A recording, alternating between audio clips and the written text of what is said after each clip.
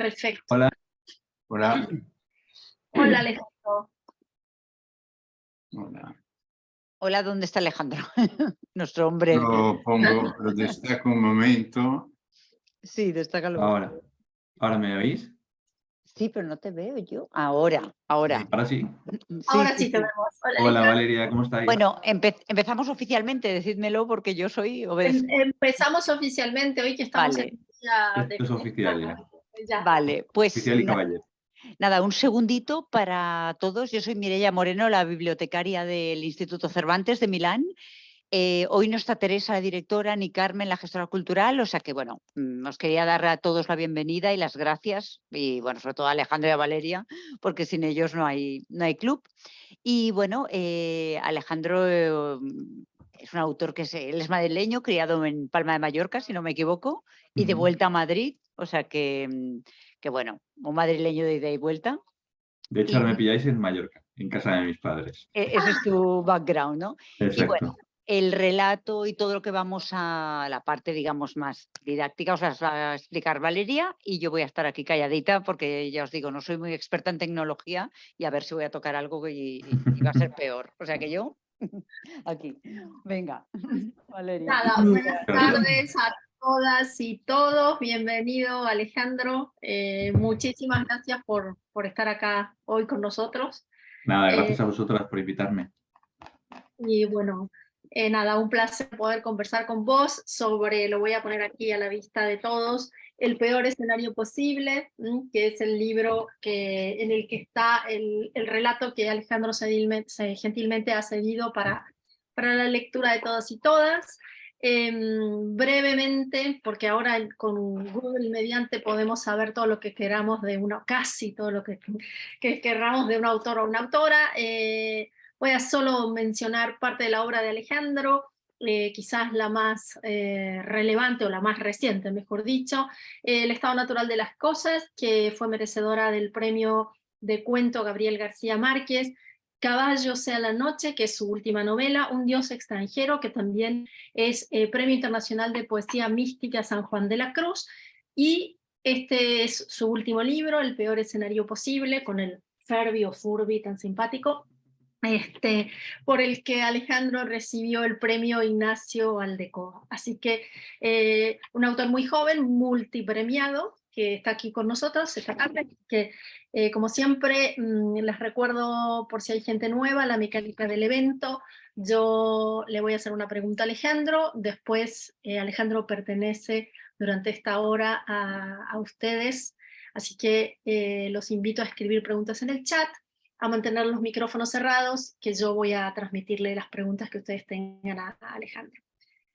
Alejandro, para que nos pongas así un poquito a todos en contexto de este libro y un poco de tu imaginario en general, ¿no? Te quería preguntar de dónde viene este cuento con este Furby, cuál es la génesis de este cuento y si este cuento es un poco el motor del resto del libro. Vale. Bueno, primero de todo, agradecerte, Valeria, la invitación y agradeceros a los que estáis conectadas, que hayáis decidido, bueno, no sé si decidido o os han obligado a leer el relato, os lo ha impuesto Valeria, pero en todo caso, eso, me alegrará mucho hablar del Furby con vosotros. Bueno, tengo aquí al pequeño también, así representado. Bueno, en realidad la génesis de este relato, y creo que me escucháis bien, ¿no? Y me veis bien, ¿no? Perfecto. Vale, estupendo. Pues, bueno, de alguna manera, sí que es verdad que el relato, de alguna forma, sí, como genera un antecedente o es una especie de declaración de intenciones de lo que nos vamos a encontrar en el resto del libro. Creo que mi intención era, de alguna forma, conectar las desgracias, las tragedias con el absurdo y la comedia. Es decir, que muchas veces no son del todo bandos opuestos o radicalmente opuestos la tragedia y el humor. Y por medio de este humor existencialista o lo que yo quería acercarme con estos relatos, quería justamente explicar eso, ¿no? De qué modo se dan la mano a veces lo más trágico y lo más absurdo, lo más humorístico. Creo que el origen mismo tiene que ver con una anécdota que a mí me pasó, que os cuento ahora para que os hagáis una idea de cómo me vino el fogonazo de realidad. Estando yo en París en una beca literaria en el 2016. En el 2015 habían pasado, bueno, todos estos ataques terroristas, en lo de la sala Bataclan, había habido tiroteos en discotecas. Bueno, no sé si os acordáis de eso, seguramente sí, porque fue una cosa muy trágica. Lo del autobús de Niza, bueno. Y entonces en el 2016 me dan esta beca y yo me encuentro con un París muy tenso, con ejército y policía en las calles, en las noticias todo el rato, pues alarma de bombardeo, de tiroteos, de un atentado de bomba. Bueno, pues en ese clima tenso, en ese contexto social, de repente estoy en un parque tranquilamente y veo como a 50 personas correr de un lado al otro del parque, desaforadas y eso como, como alarmadas. Y yo de alguna, bueno, pues eso, veo esto, me asusto, empiezo a correr detrás de ellas, veo que, o sea, porque lo primero que pienso es, bueno, pues ha habido un aviso de alguien ha sacado un arma, un aviso de bomba, algo, esta gente está huyendo de algo trágico, de algo, bueno, de algo peligroso. Y entonces, de forma instintiva, corro detrás de ellas y cuando me quiero dar cuenta, todas se detienen frente a un lago y sacaban sus móviles, estaban intentando cazar a Pikachu en el Pokémon Go.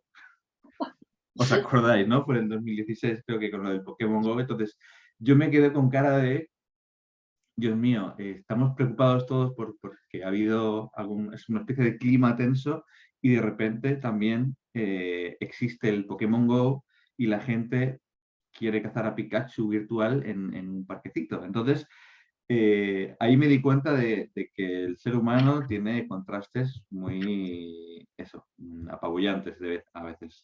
Y de ahí pensé, ¿cómo puedo lidiar en literatura con el hecho de que seamos, tengamos una contradicción, la relación humana sea tan contradictoria entre sí, ¿no? Y de alguna manera se me ocurrió este libro de relatos, primero el relato del Furby y luego el resto, ¿no? Como esos relatos en los que se comulga con lo terrorífico y con el humor. Es un poco la génesis, la anécdota de París. Bien, pero aquí hay un montón de episodios. Lo comentábamos con parte de la gente que está aquí, que, bueno, pertenecen a un taller, ¿no? Como más o menos un vínculo o una posible columna vertebral, ya me dirás si estás de acuerdo o no, de este libro es esa vinculación de lo cotidiano, de lo mínimo, ¿no? Como puede ser el Furby, un juguete así inocente para niños, Mm. y de repente se da como una especie de salto al orden cósmico, como un salto al orden trascendental, ¿no? Bueno, que nos parecía muy, muy interesante esa especie de salto inmenso, ¿no? Mm. Que es algo que articula también, creo, la colección. Sí, la verdad es que el Furby, no lo he dicho, pero también nace como el relato de pájaros que cantan el futuro, nace como homenaje a un relato que a mí me gusta mucho de Borges, que es el Aleph, Ah, mundialmente conocido, y que a su vez es un homenaje a otro relato. Borges hace homenaje al relato El huevo de cristal de H.G. Wells.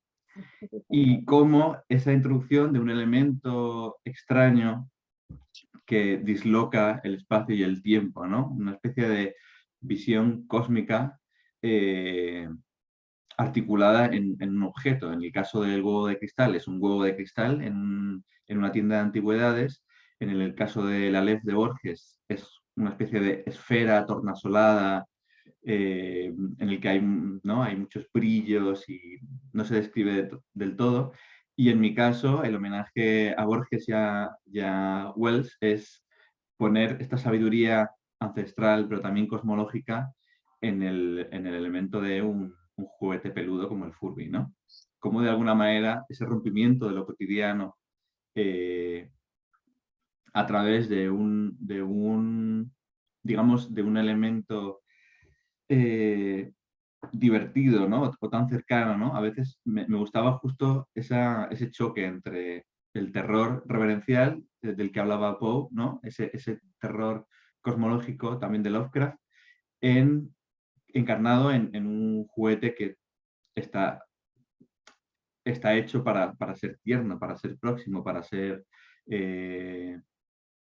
para ser adorable. Entonces, nace un poco de ahí la idea, ¿no? ¿Cómo podemos encontrar en lo cotidiano verdades que nos superan y que nos apabullan? Bueno, mientras ustedes escriben sus preguntas, yo le cuento a Alejandro una cosa que seguro que él no sabe, pero para que la busques, porque el libro no está editado en España. El cuento no se parece en nada, solo en el punto que adivina el futuro y es un ave. Hay un escritor argentino que se llama Luciano Lamberti, Mm, que tiene un cuento que se llama El loro que adivinaba el futuro, ¿no? Y Me lo leí. ¿te lo leíste? Ah, Me lo vale. leí porque me lo recomendaron. Me dijeron, mira, hablando de pájaros que adivinan el futuro, tienes que leerte este Ah, escritor. vale, Sí, vale, sí, sí. Es vale. buenísimo. Sí, pero no tiene ninguno. Yo me imaginé que no te había servido ni de inspiración ni de nada, ¿no? No. Porque no, me lo imaginé, ¿no? Ahora voy a pasar aquí a la primera pregunta que tienes, pero para no desarmar el hilo de la conversación, Vale. al hilo de esto que estabas diciendo, que nombraste un poco el terror cosmológico de Poe, de Lovecraft, a Wells, a Borges, ¿no? Que son un poco escritores que trabajaban el género, ¿no? El terror, la ciencia ficción, etcétera. Y por tanto, creo yo, son escritores que trabajan mucho más sobre la trama. Yo veo que tus cuentos descansan mucho más, no tanto sobre la trama, que no digo que no esté presente, porque obviamente que está, sino que no te importa tanto eso como de adivinar el futuro, sino cómo reaccionan los personajes o cómo reaccionamos los hombres en función de eso que la trama, de ese desvío, si querés, de terror o cosmológico o de ciencia ficción, que plantea la trama, ¿no? No sé si querés Claro. comentar algo de esto. Sí, efectivamente lo que tú has dicho. A mí me interesaba escribir un libro que no fuera sobre el acontecimiento en sí, sino de cómo los personajes se enfrentan a esos acontecimientos y de cómo las tragedias nos transforman y nos ponen un poco en situación de tener que revalorar, tener que identificarnos con el nuevo orden, ¿no? Quiero decir que en el relato del Furby, por ejemplo, lo que me interesaba era cómo crecían, cómo iban cambiando estos niños entre sí, o sea, con ellos mismos, pero también entre ellos, ¿no? La relación que tienen entre ellos tan íntima a través de haber conocido como el fin del mundo, ¿no? A través del Furby, y cómo de alguna manera me interesaba también que eso fuera un trasfondo, ¿no? Que el fin del mundo fuera un trasfondo y lo importante era centrarnos en cómo ellos establecen sus vidas y pasan de ser niños normales a tener como vidas atormentadas que siempre les recuerda a que el fin del mundo está próximo. Pero claro, es curioso porque yo no quería tampoco poner el fin del mundo tan próximo como, bueno, pues mañana se acaba el mundo, ¿no? Para mí era importante que fueran 60 y pico años para que ellos tuvieran conciencia de, bueno, realmente vamos a poder vivir nuestra vida. Quiero decir, como no nos van a quitar mucha existencia, pero con nosotros se acaba el mundo, ¿no? Como esa, digamos, esa certidumbre de que el mundo se va a acabar a la misma vez que ellos terminan siendo ya mayores, ¿no? Me parecía interesante que no fuera inmediato el fin, sino que tuviera como cierta distancia para que ellos fueran generando una comunicación con el acontecimiento, pero también entre ellos, ¿no? Me gustaba jugar con la relación tan íntima que se crea entre los dos niños, que luego van pasando, luego son adolescentes y luego no son adultos, porque ven que únicamente en el otro pueden entenderse, ¿no? Entender la tragedia, ¿no? Y me gustaba mucho eso, como a veces desconocemos aspectos de nosotros mismos que solo conocemos lo más dramático, con la experiencia dramática. Y esa intimidad que se crea entre los niños me parecía más interesante que el hecho en sí de que el mundo fuera a acabarse. Claro. Aquí tienes una pregunta que no sé si está un poco respondida o no, ya me dirás con esto que aclaraste. Te dice Jean-Claude, antes del futuro terrorífico predicho por el Furby, una pareja reacciona en función... Hay una pareja, ¿no?, que reacciona en función del ciclo vital. La historia parte de la inocencia infantil, sigue con lo que sería como la revolución de la adolescencia, después con el aburguesamiento de la madurez, ¿no?, hasta una sabiduría que de la mayoría de edad que le hace como una especie de regreso al infantilismo senil, te dice Jean-Claude, ¿no? Sí, también esta especie de ciclo vital era lo que vos buscabas un poco reflejar en el relato.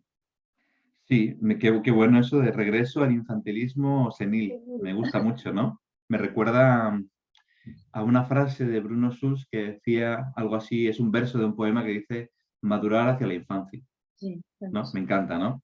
Y claro, justamente es ese madurar hacia la infancia, ¿no? Darse cuenta de que al final, cuantos más mayores nos hacemos, más nos damos cuenta de aquello que está tan lejos como la infancia, ¿no? Pues de eso se ha escrito mucho, ¿no? Empezando por Proust y siguiendo con muchos escritores que se han dado cuenta de que a veces ese regreso, ¿no?, es lo que nos atormenta también, ¿no? Como le pasa al personaje de Ciudadano Kane, ¿no?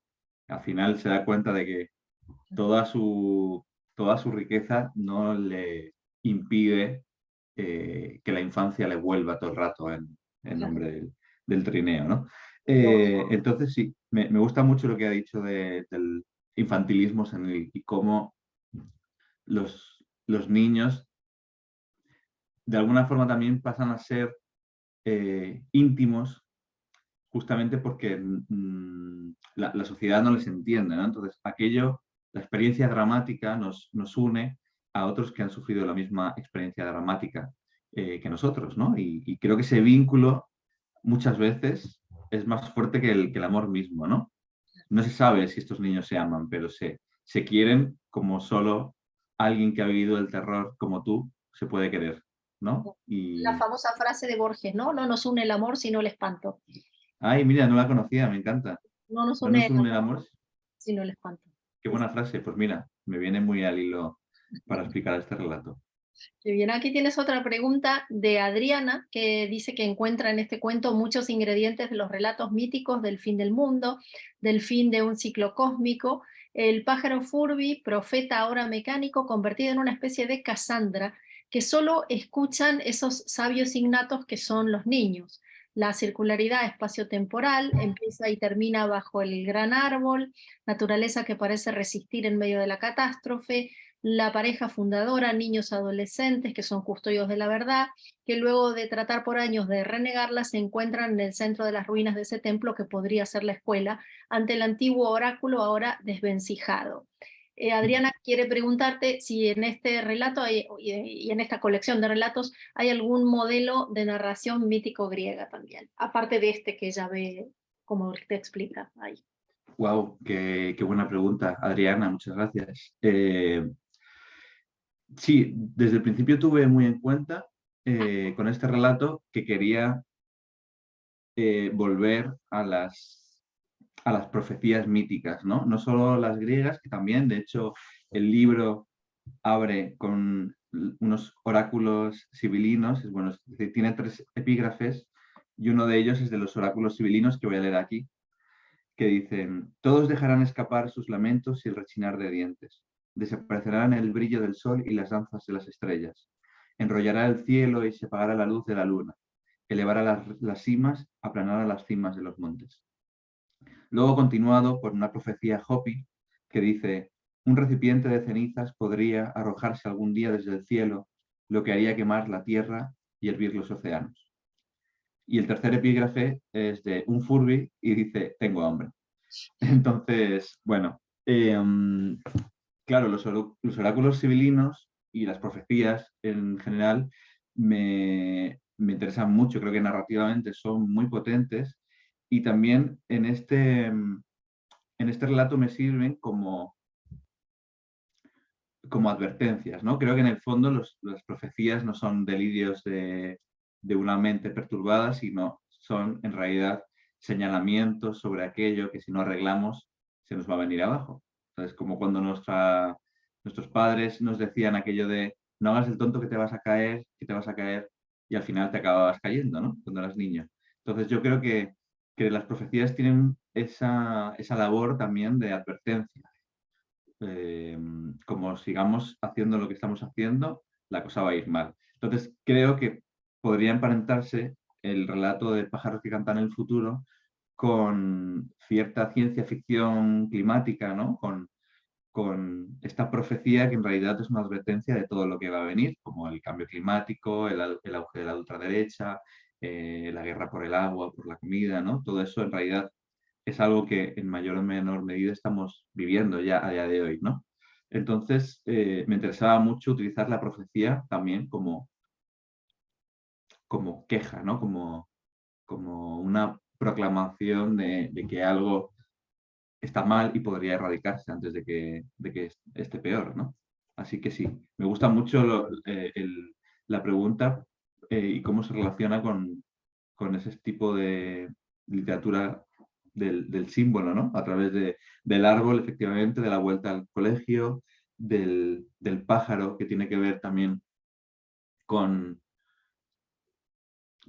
con esa referencia de la mística sufí, ¿no? Del pájaro, el smaug, ¿no? El pájaro que, que habla de Dios. Entonces sí, tiene que ver con un poco con todo eso.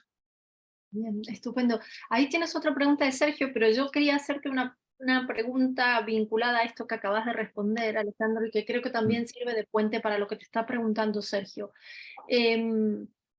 Sabes, como te decía, que con un grupo leímos el libro y, ¿no? Y pensábamos que de alguna manera uno de los recursos retóricos de los que vos te vales mucho en este libro puntualmente es de la hipérbole, ¿no? Quizás a lo mejor por esto que estás contando, ¿no? Que desde el principio lo concebiste como una especie de libro oracular vinculado al humor, al surrealismo, no sé qué. Pero vos creés que en general la hipérbole es algo que, no sé, lo que quieras contarnos de eso, y lo vinculo con la pregunta de Sergio que te dice que dimensionás los objetos, las cosas, que dice, las cosas construyen el día a día, las cosas son los personajes. ¿El mundo es para ti una cosa?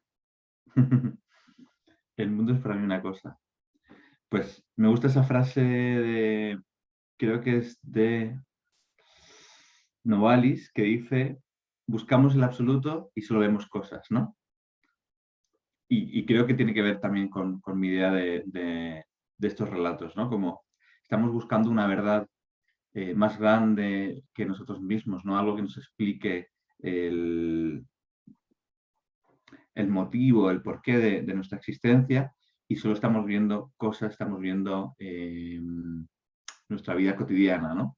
Pero a veces, si miramos bien, hay elementos que nos sacan un poco de esta alienación individual y nos dan cuenta de una especie de verdad más allá de nuestro horizonte, ¿no? Entonces, tiene que haber también, o sea, tiene una mirada, o yo intenté que este libro tuviera también una mirada metafísica, ¿no? De cuestionarse cuando, no sé, cuando, digamos, el ser humano entiende o empieza a entender cómo funciona el mundo, pero hay una última pregunta que no se cuestiona, o sea, que no puede contestarse porque es el por qué, ¿no? El porqué de las cosas, ¿no? Y creo que este libro reúne un poco mi preocupación de sabemos cómo funciona todo, pero no sabemos el por qué estamos aquí. Esa última pregunta, ¿no? Como pensaba yo en cuando somos niños y le preguntamos a nuestros padres algo muy elemental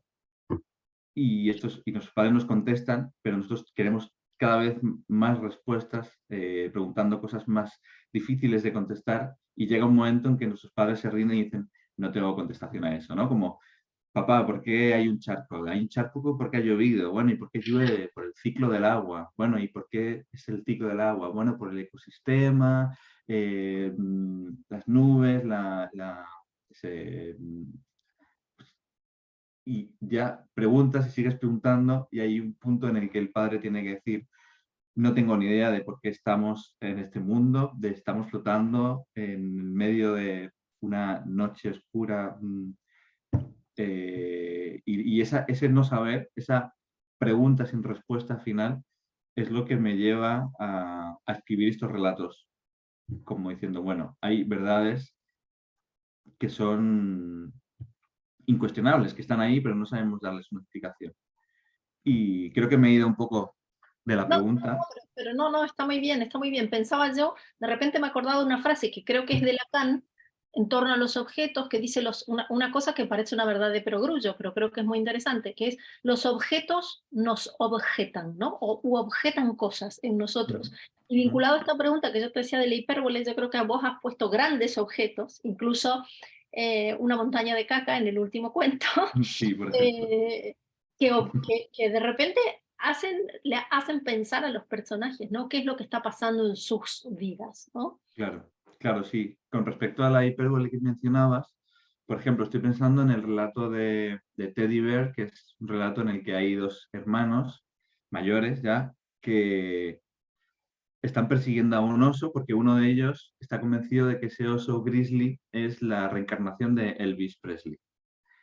Y claro, pues en realidad el oso que ellos creen que es Elvis Presley es una hipérbole de esa esas ganas de volver que tienen ellos a ver a su madre, ¿no? Porque a su madre le encantaba Elvis Presley. Entonces, al final, la hipérbole del oso es en realidad una búsqueda de la infancia para eso, rescatar a la figura de la madre que los abandonó cuando era pequeños.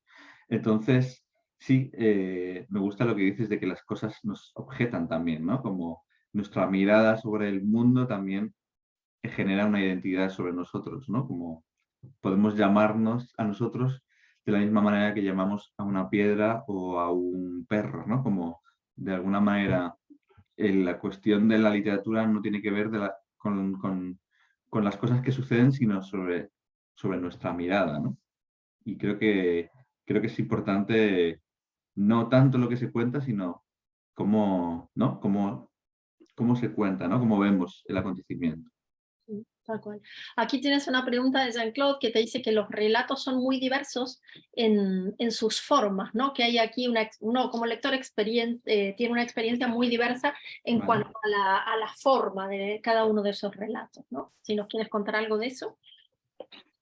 Sí, también.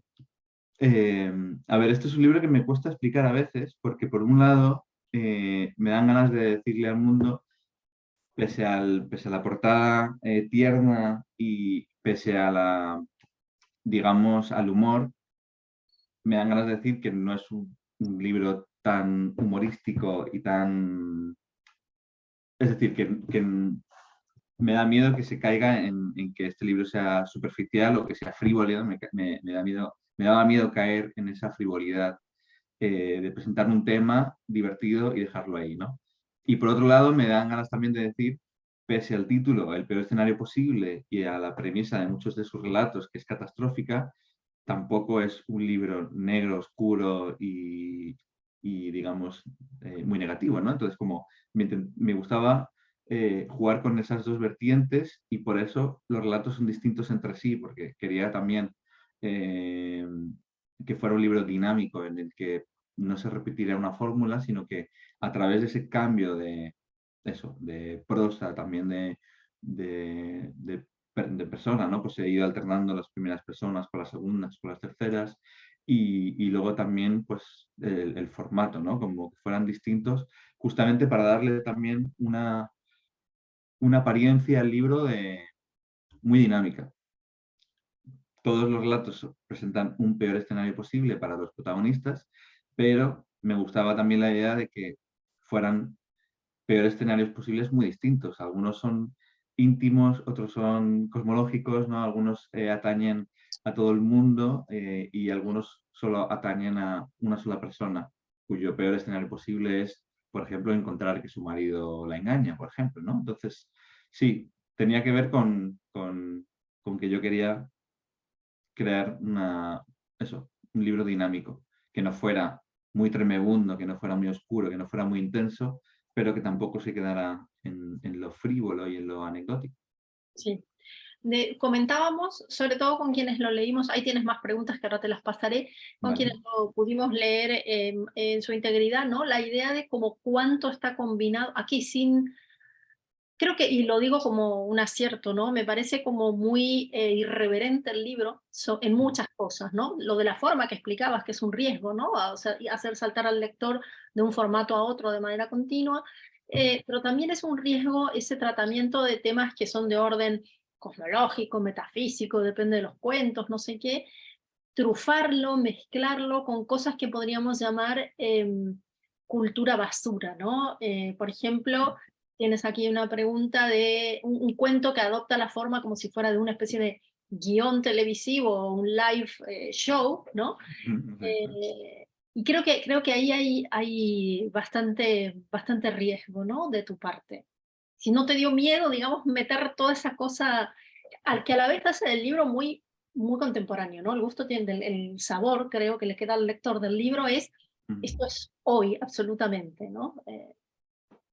Claro, también era mi miedo de, por un lado, no sonar demasiado siniestro y aderezar los cuentos que fueran como más tensos con el humor.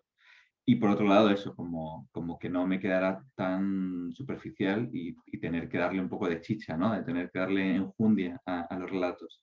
En el caso de este, de que es el formato televisivo, lo cuento ahora porque es anecdótico y justo estoy en Mallorca en casa de mis padres porque, bueno, estoy cuidando a mi perrita, que ellos han ido a ver a mi abuela. Entonces, creo que fue hace unos cuantos veranos, estuve aquí pasando un tiempo con mis padres y mi padre por la mañana veía mucho el canal Historia, el canal de la Segunda Guerra Mundial, el Hitler, bueno, pues eso, como mi padre estaba viendo todo el rato el canal Historia porque le interesaba mucho, bueno, la historia, sobre todo de la Segunda Guerra Mundial. Entonces, todo el rato en la tele estaba Hitler, estaba los nacionalsocialistas, las SS, y luego, por otro lado, mi madre veía el programa este de una casa que se llama La Casa de tus Sueños, que es este programa de reformas de hogares, dan la sorpresa a los propietarios y cuando llegan a sus casas las han cambiado, eh, pues ahí las han vuelto a diseñar. Y entonces este relato también nace como un homenaje a el consumo televisivo de mis padres, concentrado. Entonces, ¿cómo hacer que en un relato haya nazis y haya reformas del hogar? Y bueno, pues el resultado es el que es. El que es. Bien, te pregunta Silvia aquí, te dice eso, en un libro de cuentos es muy importante también el orden, ¿no? ¿Cuáles son tus criterios a la hora de elegir cuál sería el primer cuento y cuál el último? Wow. Pues me costó bastante y pues horas y horas de ir ordenando en función de el tiempo verbal, el tema, la extensión, el punto de vista, todo, o sea, me volví prácticamente, bueno, me volví loco por crear un equilibrio entre los 11 relatos, ¿no? Sí que sabía que el primero y el último tenían que ser el pájaros que cantan el futuro y el último el de la montaña mágica, que es el que has dicho tú de la montaña de caca.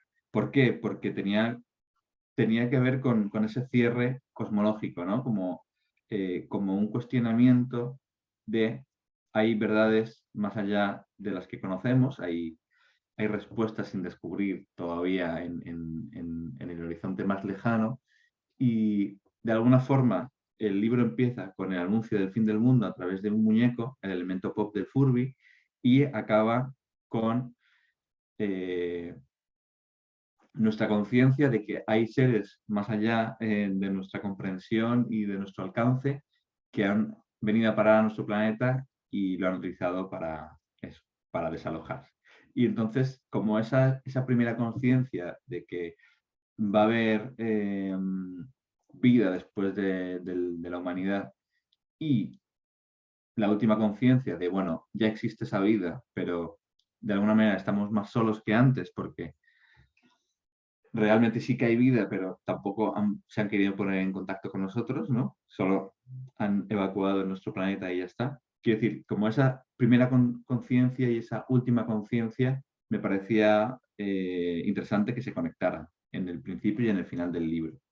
Y luego fui jugando con lo que os he dicho, pues mira, si este relato tiene 3 páginas y este 15, pues los pongo así juntos para que vayan alternando, para no poner 2 relatos cortos juntos o 2 relatos que tengan, yo que sé, creo que hay 1 o 2 que están en segunda persona, pues no ponerlos juntos. Bueno, pues eso ya fue más logístico, ¿no? Más de pensar en el lector y en cómo sería leer, pues eso. Como quería también generar la idea de la diversidad, pues también jugar con relatos que no se parecieran mucho. No juntar relatos que se parecieran o que tuvieran protagonistas similares o problemáticas similares. Entonces, por ejemplo, hay 2 relatos que van de mujeres que encuentran que sus maridos están haciendo cosas que ellas no sabían, pues no ponerlos juntos, ¿no? Separarlos. Bueno, pues un poco eso ya fue la logística y todo el tema de la extensión, el formato y todo lo demás. Pero sí que tenía claro que el primero iba a ser el Furby y que el último iba a ser la montaña mágica. Bien.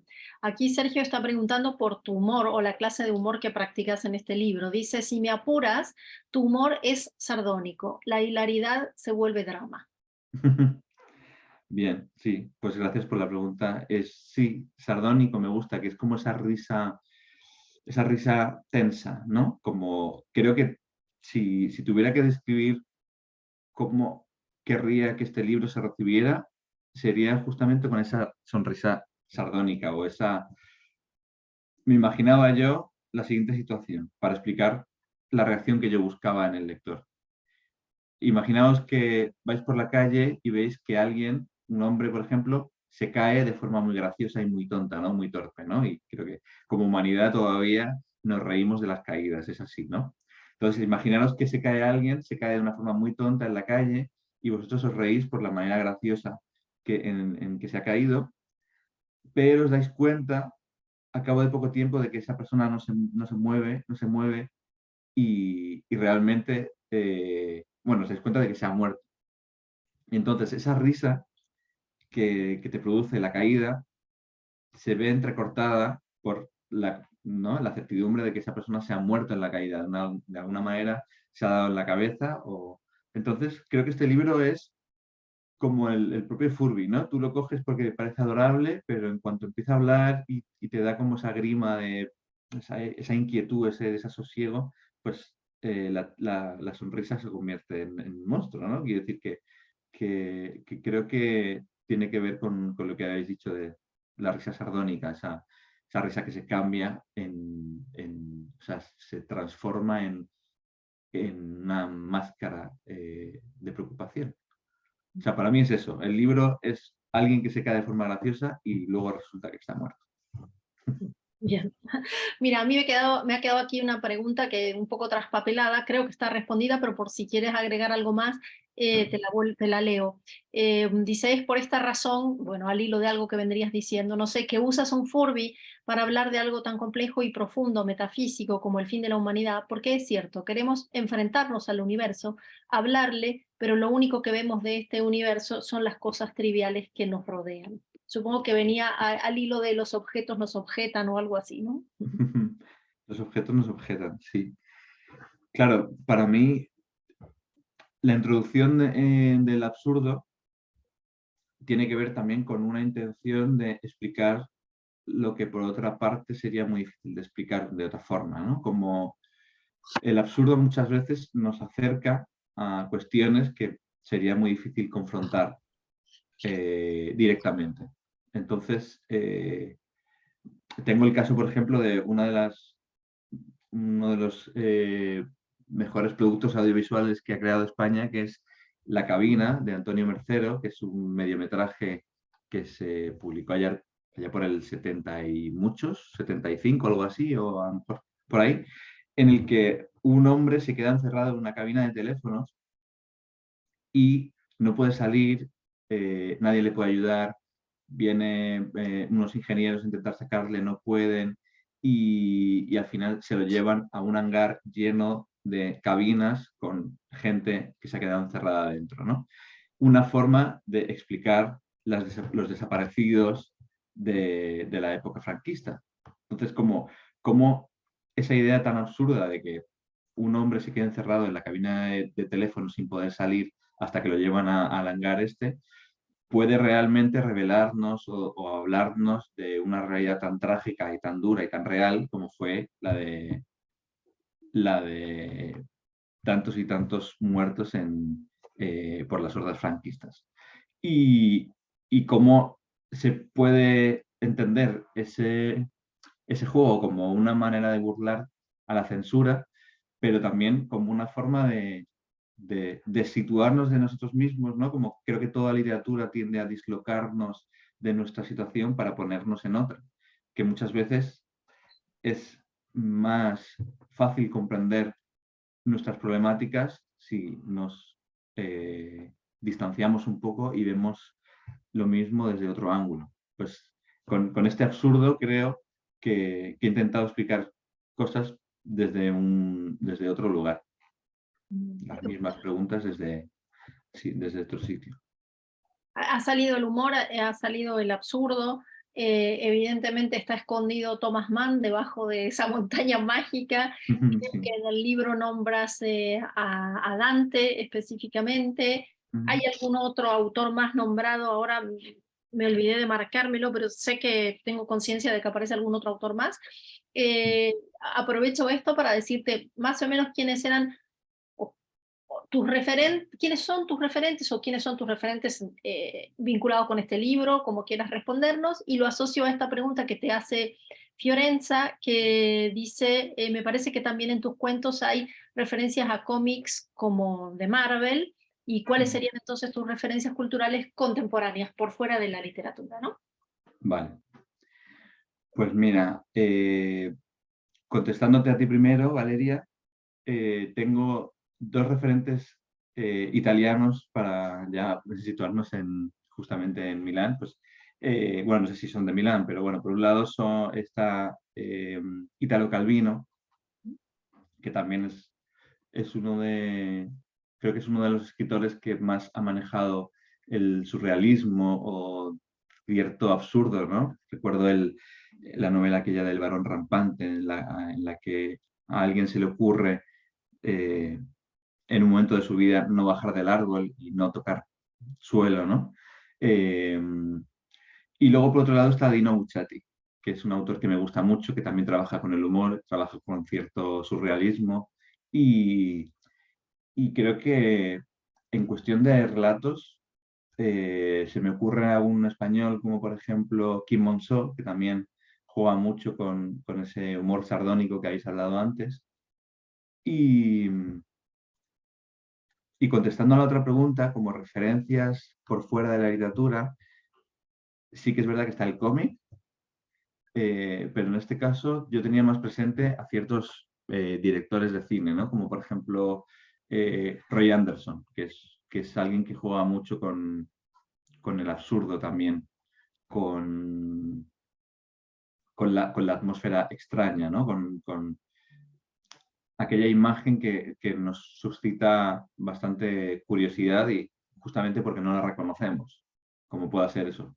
En mi libro tenía muy claro también que las imágenes tenían que ser poderosas en el sentido de que tenían que llamar la atención, que nos imagináramos en un instante a un Furby hablando del fin del mundo o a un oso moviéndose como Elvis Presley o tantas, no, ahora no me acuerdo de todos los relatos, pero quería que fueran muy imaginativos en el sentido de la imagen, ¿no? Que generasen imágenes. Y así ha sido un poco también por los cómics y por las películas, ¿no? Como siempre que me preguntan por mis influencias, digo que, claro, somos una generación que además de leer libros también ha visto películas, ha visto cómics, ha visto series y ya nuestros referentes culturales no son únicamente literarios, ¿no? También de otro tipo de consumo, sí. Claro. Y ahora te sigo leyendo preguntas, pero al hilo de esto que me decís, ¿vos creés que la poesía, ¿no? La poesía contemporánea que probablemente tire de la imagen como recurso central de su producción, ¿no? También vos como escribís poesía, ¿creés que eso se vuelca también en tu imaginario y en tu retórica del relato? Sí, sí, yo creo que sí. Para mí la poesía es imagen y música y admiro mucho de la poesía ese poder de generarnos una imagen totalmente nueva, ¿no? Eh, y, y hacerlo de una manera tan musical, ¿no? Presentarnos, digamos, una situación completamente nueva, también como si la hubiéramos conocido desde siempre, ¿no? Como de alguna forma también juega con el Valle Inquietante, ¿no? Es algo que nos suena muy familiar, pero que no hemos visto nunca. Para mí la poesía tiene ese poder de naturalizar ciertas imágenes que nos son ajenas, ¿no? Hacerlas nuestras. Y sí, la poesía me interesa mucho y me interesa mucho que los textos que yo escriba tengan cierto ritmo, cierta musicalidad, que haya cierto, no sé, cierta carga del sonido también. Una pregunta en torno al último relato, La montaña mágica. Dice, antes del final epifánico hay una reflexión de la madre que me parece resumir bien las conclusiones que podríamos sacar para este relato, que también es el último del libro. Y la madre uno de los personajes de este libro dice, quizá esto nos sirva de algo después de todo, que es posible que lo sucedió nos ayude a entender que siempre habrá cosas que escapen a nuestra comprensión y que está bien que así sea. Sí, claro, pues como decía antes, este relato tiene que ver en realidad con la desolación de saber que no estamos solos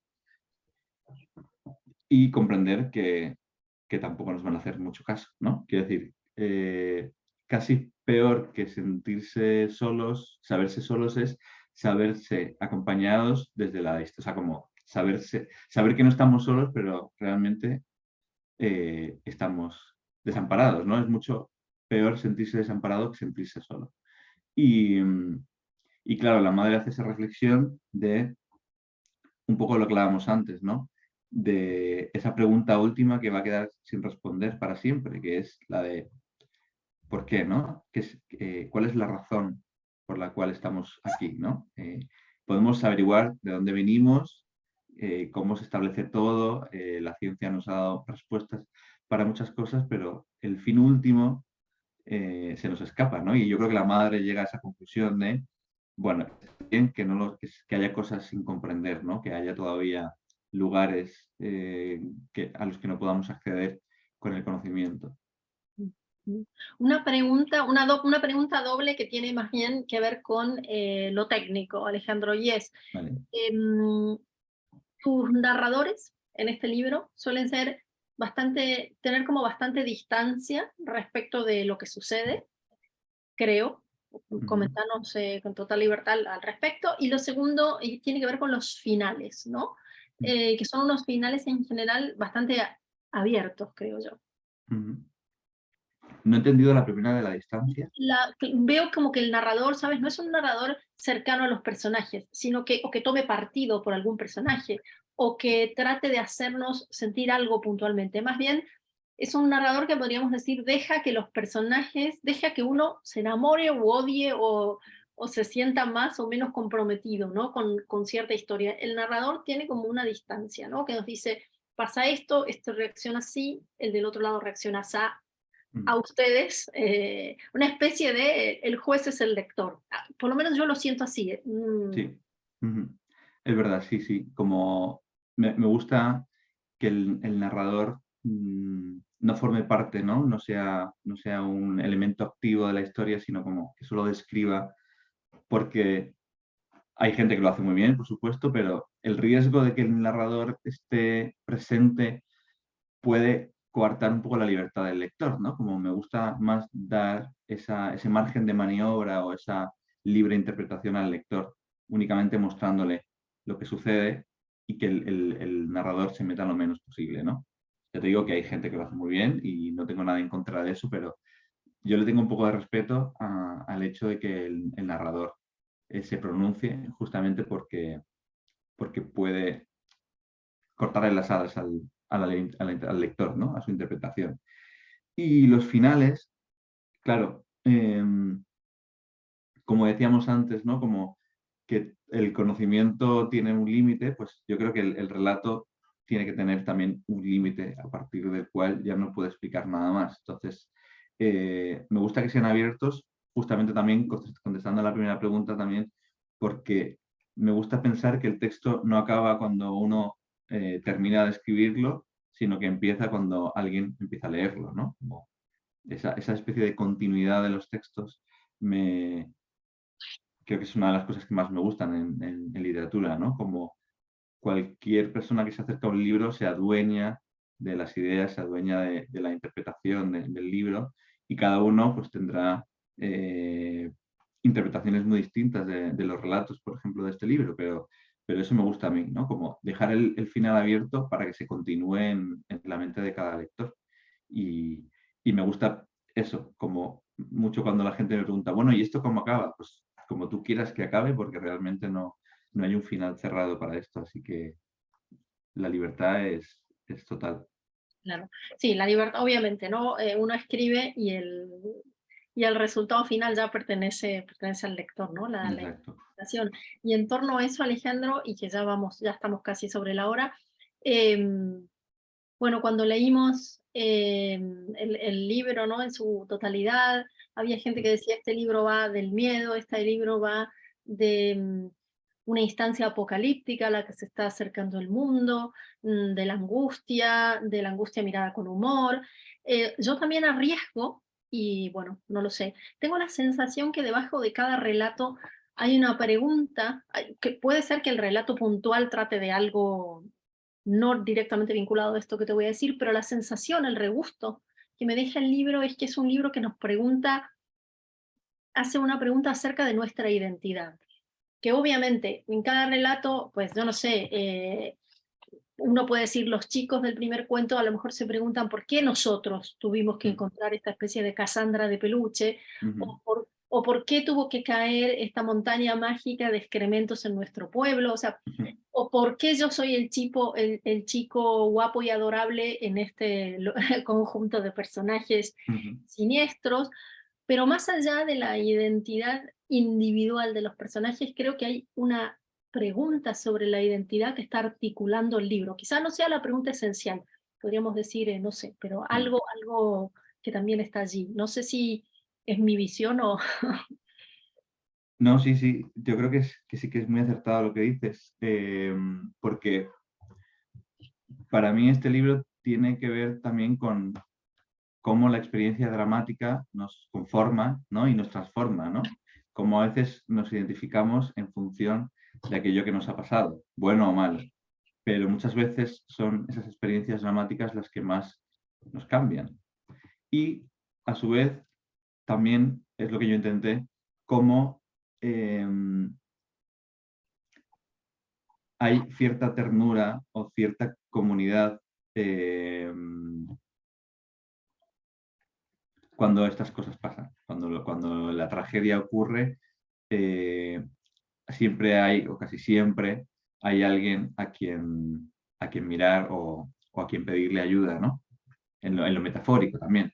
Pero quiero decir que este libro tiene esa intención tierna. Luego esto es algo que me han hecho notar otros lectores, ¿no? Como este libro tiene muchísimos abrazos y yo no me había fijado, pero hay mucha gente que se abraza. Y creo que este libro se puede resumir en cuando algo malo te pasa, eh, buscas a alguien que te dé la mano en la oscuridad, ¿no? Y creo que los personajes están atravesados por una desgracia, por una tragedia. eh, Obviamente tiene la cuestión identitaria de que todo cambia cuando tu mundo cambia, pero cuando algo malo te sobreviene, pues lo tierno que es que tú busques darle, ¿no? Busques que alguien te dé la mano. Y eso pasa en el primer cuento, pasa en el último, pasa en casi todos los relatos, incluso es en el del adorable, por ejemplo, de estos niños que tienen mutaciones, al final lo que buscan es poder comunicarse con otra gente, ¿no? Quiero decir, como que al final realmente la pregunta sencilla es que lo que hacemos lo hacemos para no sentirnos solos. Claro, Es algo que yo respondo cuando me preguntan ¿para qué escribes? En el fondo yo creo que es para no sentirme solo. Y creo que, y ya no es la soledad de estar acompañado, ¿no? Sino generar un texto, generar una literatura tiene que ver con la sensación de que estás hablando con alguien. Te estás comunicando ya no solamente contigo mismo cuando escribes, sino con un futuro lector, o aunque no haya lectores en el futuro, pero con un lector potencial. Estás hablándole, aunque estés hablando solo, estás hablándole a alguien como si hubiera alguien. Y entonces creo que este libro tiene mucho de cuando las desgracias vienen, miramos al lado para ver si alguien puede darnos un abrazo. Y, y luego, obviamente, pues hay humor y absurdo, pero en el fondo creo que el libro tiene que ver con esa búsqueda de la mano en la oscuridad. claro. Contaste que el primer cuento, y ya con esto te dejamos, apareció en París en la búsqueda de un Pokémon. Yo sabía que el último, por ejemplo, tenía mucho que ver con la pandemia, pero por ahí es solo la capacidad oracular que tiene la literatura, ¿no? Les leo para quienes no han podido visitar todavía el libro entero.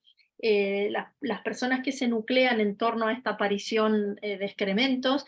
Dice, detrás de mí mi hermano tiene puesto el casco de la moto, pero no solo él, algunos han creído insuficiente ponerse un pañuelo o una mascarilla y llevan caretas de soldador, pasamontañas, gafas de buceo. El vecino del segundo, el que trabaja como actor publicitario en una tienda de pollos asados, no ha tenido ningún reparo en ponerse la cabeza de gallina de su uniforme. A mí me hacía acordar a la pandemia, ¿no? Donde uno veía, por ejemplo, en el supermercado a gente con las cosas más extrañas puestas sobre la cara. ¿Hay alguno de estos cuentos que se escribieron en pandemia, Alejandro, con esa abundancia de abrazos y esta hipérbole de cosas sobre la cara?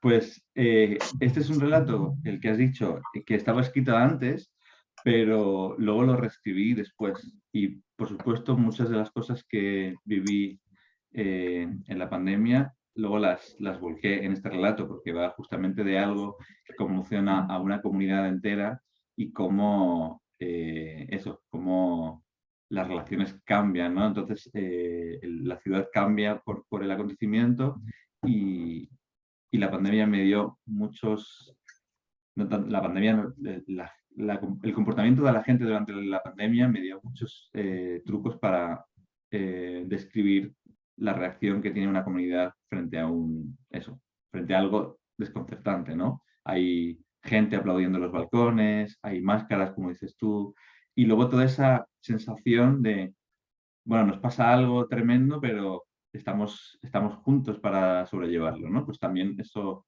eh,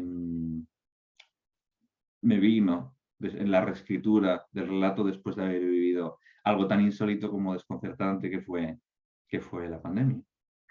Pues nada, para los que todavía no accedieron al libro, lo pongo aquí de nuevo, el peor escenario posible. Bueno, yo creo que se van a divertir, ¿no? Aunque de alguna manera la pregunta que queda latente cuando cierran el libro puede que sea amarga pero profunda. El libro en sí, yo lo leí la verdad que con mucho gusto, creo que es un libro muy divertido, muy fresco, muy fresco en el buen sentido, ¿eh? Como algo nuevo, como muy irreverente, lo cual también se agradece, a veces estamos aplastados de tanta solemnidad. Y bueno, los invito a todas y todas a leerlo. Con Alejandro nos despedimos por este año del Club de Lectura. Volvemos a vernos en el 2023. Gracias a todas y todos nuevamente. Muchísimas gracias, Alejandro, por bueno, todo este despliegue de conocimiento y por haber compartido con nosotros todos los tips de escritura de este cuento. No, muchas gracias a ti, Valeria, por invitarme y a los demás por escucharme tartamudear y nada, espero que hayáis disfrutado del libro y que nos veamos en otra ocasión. Gracias a todos. Bueno, un beso Que vaya grande para bien. todos y todas. Gracias, Alejandro. Adiós, adiós. Hasta otra.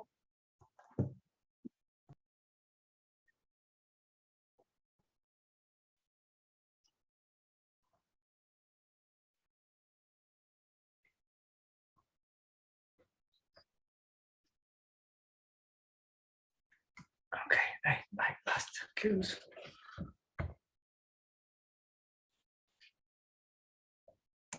No, sentiamo niente.